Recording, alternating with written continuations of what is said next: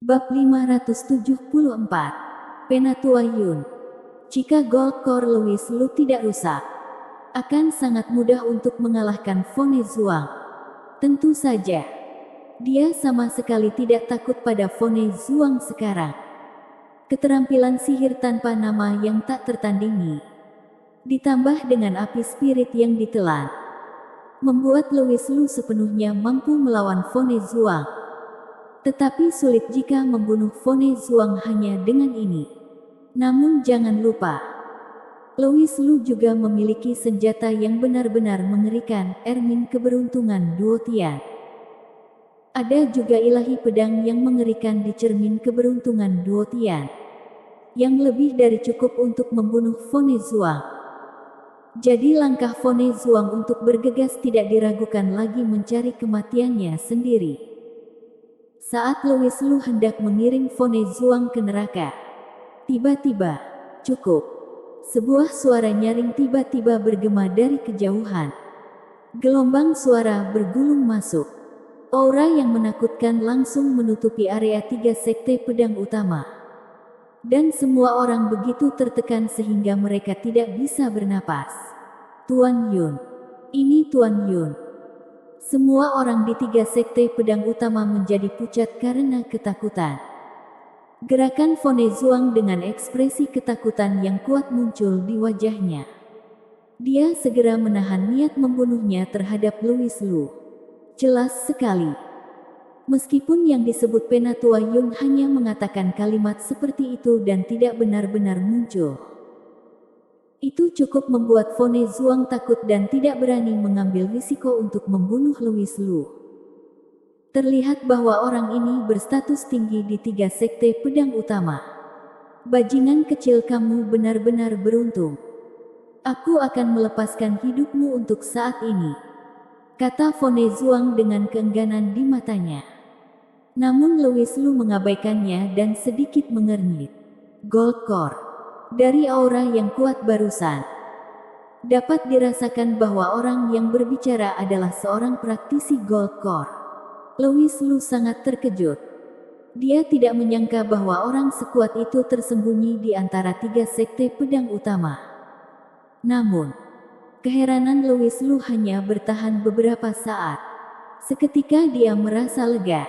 Lagi pula, Sekte Kaisar Pedang dulunya adalah salah satu sekte paling makmur di Kunlun. Ketika Kaisar Pedang Semesta masih di sini, ada banyak ahli. Belakangan, Kaisar Pedang Semesta pergi dengan sekelompok ahli. Normal.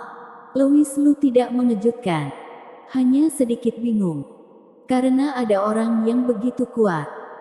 Mengapa Sekte Kaisar Pedang hancur menjadi 3 sekte pedang utama? Mengapa tidak berdiri dan menjadi penguasa? Tepat ketika Louis Lu bingung, suara barusan tiba-tiba terdengar lagi, Roni Liao.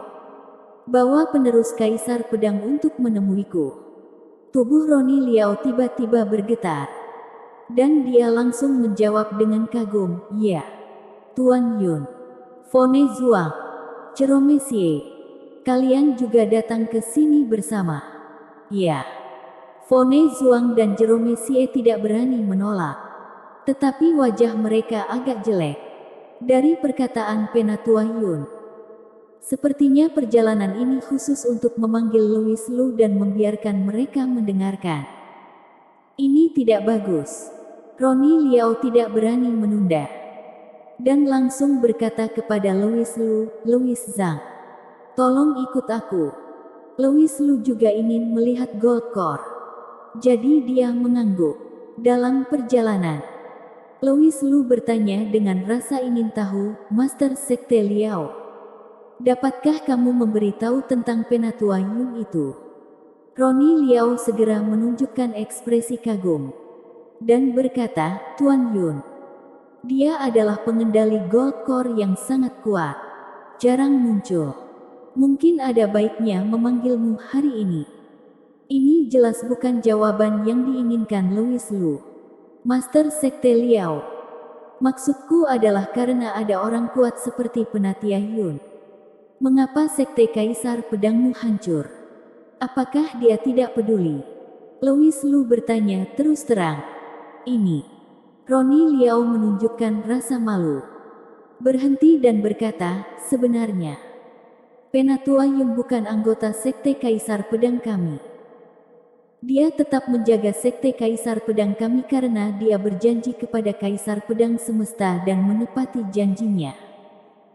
Jika fondasi Sekte Kaisar Pedang kita tidak dihancurkan, Penatua Yun umumnya tidak akan terlalu peduli.